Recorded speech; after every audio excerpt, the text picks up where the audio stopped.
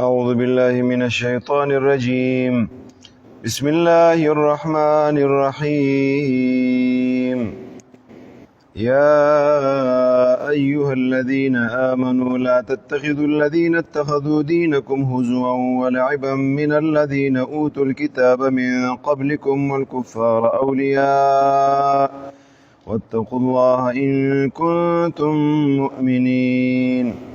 وإذا ناديتم إلى الصلاة اتخذوها هزوا ولعبا ذلك بأنهم قوم لا يعقلون.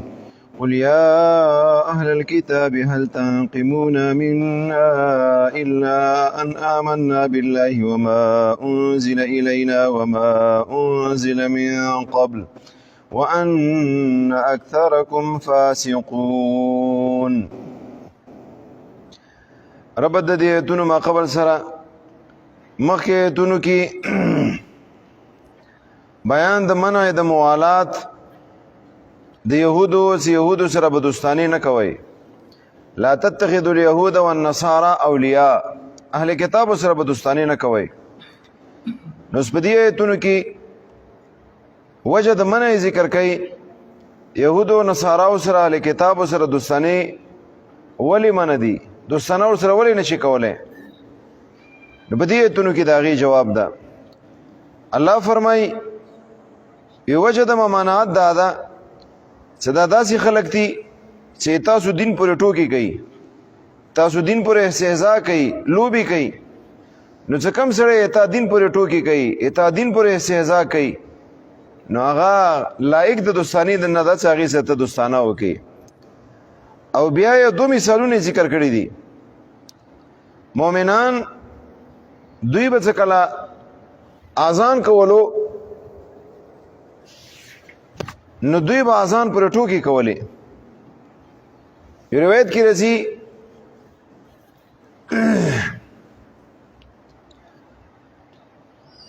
یو مسجد په خوا کې یو عیسائی پاتې کېدلو، ځکه کله اذان به کېدلو نو دی بیا بدعا کوله، اشهد ان محمد رسول الله.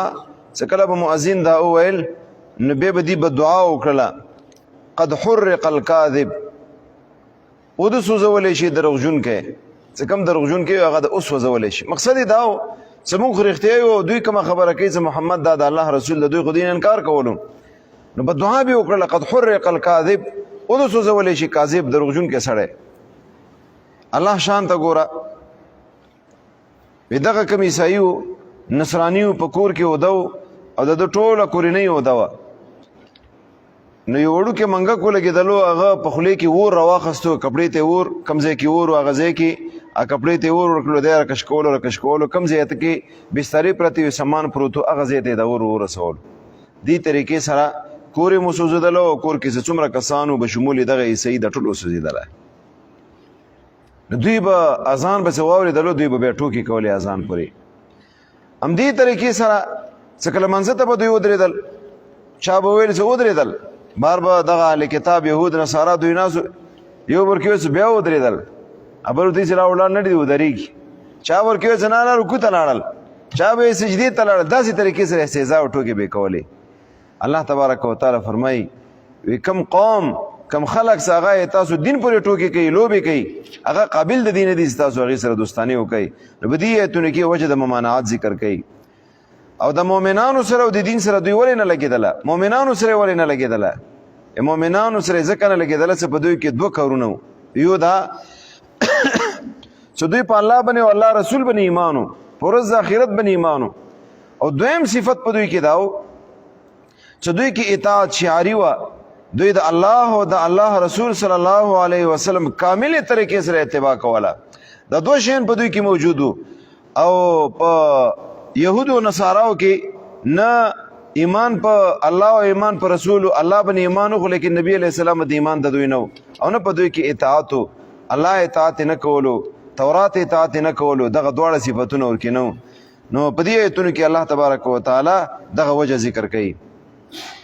یا ایها الذین آمنوا مؤمنانو لا تتخذوا الذين اتخذوا تاسو منی سیغه کسان اتخذوا دینکم چې دوی نیولې د دین تاسو هو ځوان پټو کو سره ولا عیبن پلوب سره ودا څوک دي تاسو دین په لوبو او په ټوکو سره نیولې ده من بیان ده من الذين دغه کسان اوتل الکتاب څور کړی شوی د دوی ته کتاب من قبلکم مخکې تاسو نه يهود او نصارا والکفار او دویم کافران دي مشرکان دي دوی می تاسو دین په ټوکو باندې هغه نیولې ده نو لا تتخذوا دې لپاره مفعول ثانی اولیاء ده تاسو دغه يهود او نصارا او دغه مشرکین منی زه اولیاء دوستان دوی سره دوستانه مکوي وجد ممانعات مرکزی ذکر شوا واتقوا الله ويرجع الله تعالی نه پترک د موالات د دوی سره ان کنتم مؤمنین ان کنتم صادقین فی ایمانکم کتاسریختونی په ایمان خپل کې